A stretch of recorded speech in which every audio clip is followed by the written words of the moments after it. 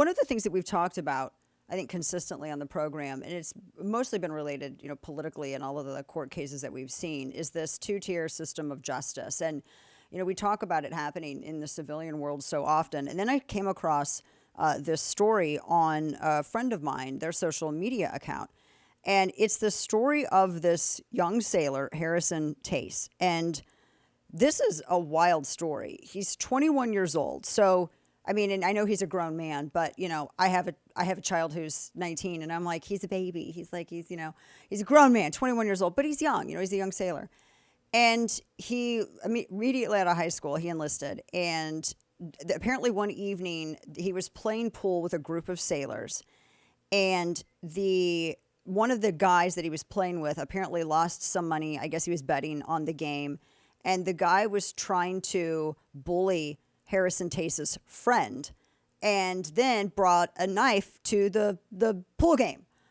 And apparently all hell broke loose. And then Harrison was trying to defend his friend. He ended up being stabbed 8 times. There's a photo of him on social media with an actual knife in his head, like a knife protruding from his head. And he was stabbed 8 times. He was, at one point, I guess doctors thought he was dead or he was going to die. And the guy who apparently did the stabbing thought he had killed Harrison Tayse. And when authorities, when he was detained, he was screaming that I'm not a murderer, according to witnesses. And they left Harrison Tayse bleeding on the floor. He was medevac to the trauma center. 3 surgeries later to repair his lung, an artery, and, the surgery required to remove the knife from the skull. It's like a horror movie. Thank God, he ended up surviving. Now, here's where it gets weird. The NICS investigated, and you would think that the person who did the stabbing and stuck a knife in a guy's head was going to get the charges. But he didn't. Harrison Tayse got the charges. I have no idea why. I heard about this story from my friend's organization, the Pipe Hitter Foundation. And this is one of the things that they do. It's a tax-exempt charity, and they support service members and first responders and their families. And the co-founder of that, Eddie Gallagher, joins me now via Skype. And he was the one that I learned this from through their Instagram account. Eddie, thanks for joining me. How in the world, first off, I'm trying to get around the fact that the guy who did the stabbing, I mean, when you put a knife in a guy's head in any other scenario, you usually get a charge for that, not the person who has the knife put in their head, Eddie. That was surprising.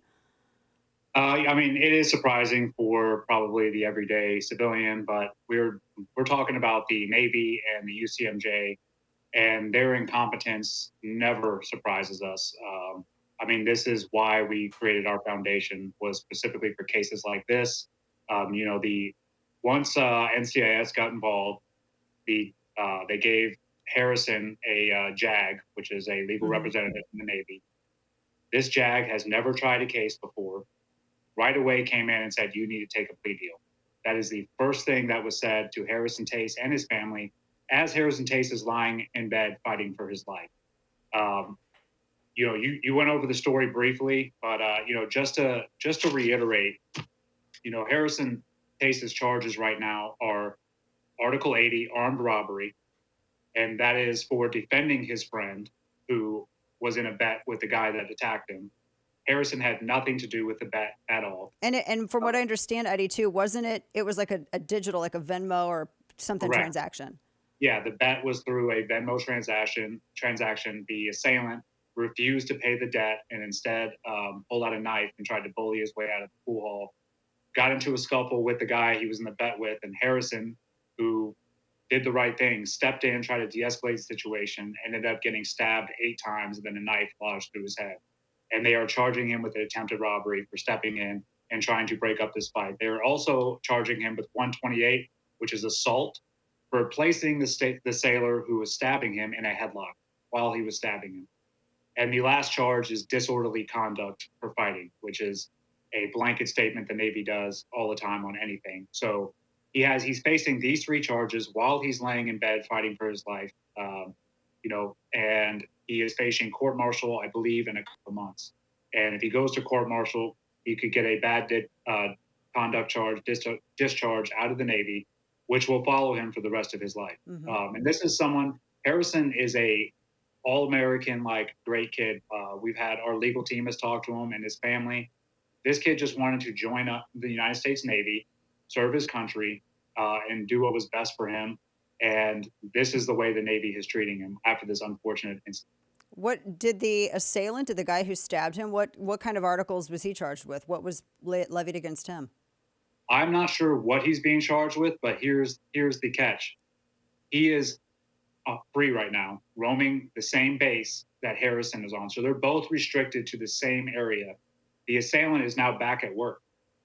So, I mean, this is the absurdity of the United States Navy and the UCMJ.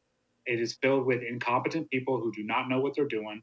These decisions are made very rashly. And then you involve the clown show that is NCIS, who are not even close to being real investigators. They're all just looking to make a case or get rid of a case as fast as they can. And this is why our foundation, unfortunately, has to exist, because we are going to hold NCIS and the Navy legal system their feet to the fire and make sure they do the right thing. We're talking with Eddie Gallagher with the Pipe Hitter Foundation. You can find them on social media. You can find them online. We have the URL down there in the lower third. And when you said this could follow him for the rest of his life, for people who don't know, you get a dishonorable discharge. You're a prohibited possessor. I mean, that's on your record. I mean, that comes up in any kind of job interview. You can never buy a gun. You can never carry a gun. There's a number of things that come into play against you. And then on top of it, Eddie, from what I understand, he could have all of his benefits, everything stripped from him, including Correct. his ability to pay for his care. Yep. And then also he could have to pay back the $25,000 signing bonus that he did to join the Navy as well. So all those are up in the air right now.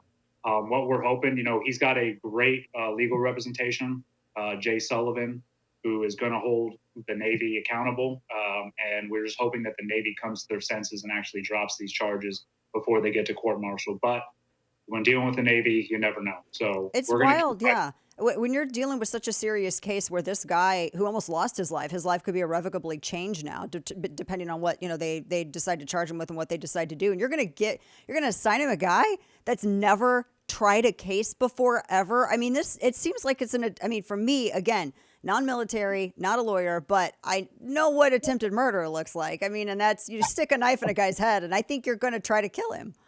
Yeah, I mean, I think it's pretty clean and cut. I mean, this is about as black and white as it gets.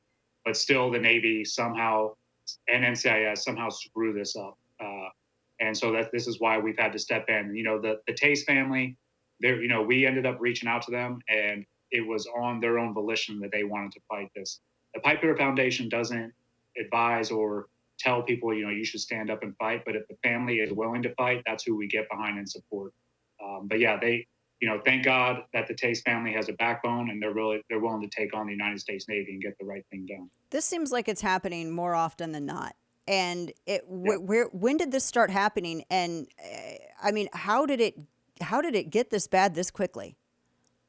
I'm sure there's a lot of factors involved of why it got this bad this quickly. I mean, the politicalization of the United States military that has happened over the past 20 years.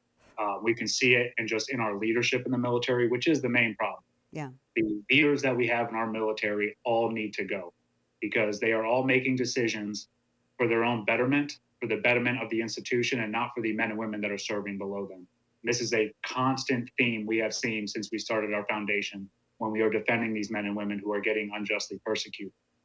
So I truly believe the main problem is the leadership that we have in the military right now. And I'm talking about commanders and above, because once you get to that level, you are a politician in uniform. In order to promote, you have to have Congress sign off on your promotion. So these individuals are making decisions based on how they can climb that ladder, and not based on the betterment of the men and women below. That is really important to note, that you basically have to network with members of Congress.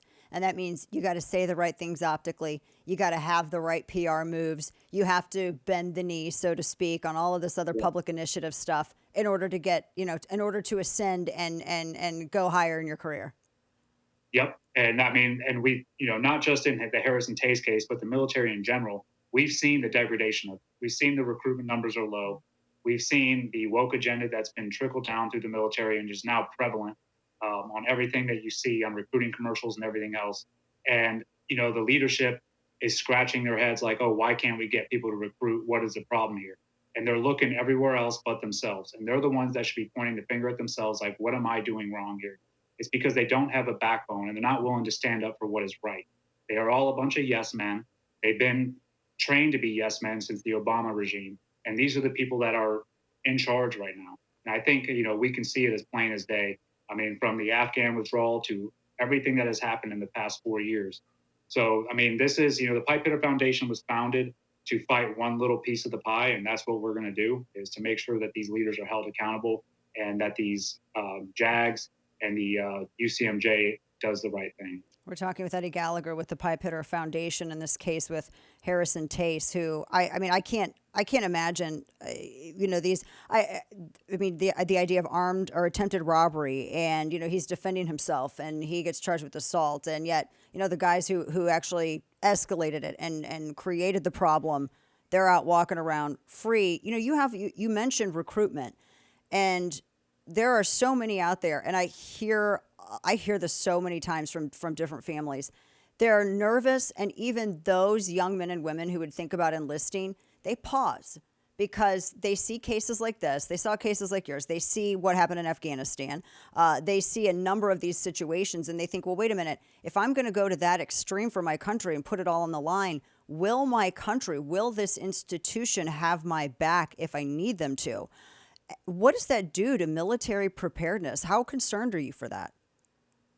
I mean, I've been concerned about it. I mean, ever since my case, obviously, we drank through a fire hose of exactly what goes on behind the scenes, and it was disgusting, which is why we started this foundation. But, ever since then, I've been concerned that, the men and women who are either serving this country or wanting to sign up for this country are going to be afraid to do the right thing and do their job at the right time because they're scared of the consequences that are going to come down on them from the leadership, from people who don't even go out there and actually do the job. These are people sitting behind desks who armchair quarterback all day long, and the consequences are severe. I mean, the decisions that are made to these young men and women for doing their job are ruining their lives. And not only ruining their lives, they're ruining their families' lives. So, yeah, I don't blame, these young men and women who are pausing and hesitating to join. But I always tell them that there is nothing more honorable than serving your country. And the one thing you can count on in the military is change. And hopefully we will see that change coming this November.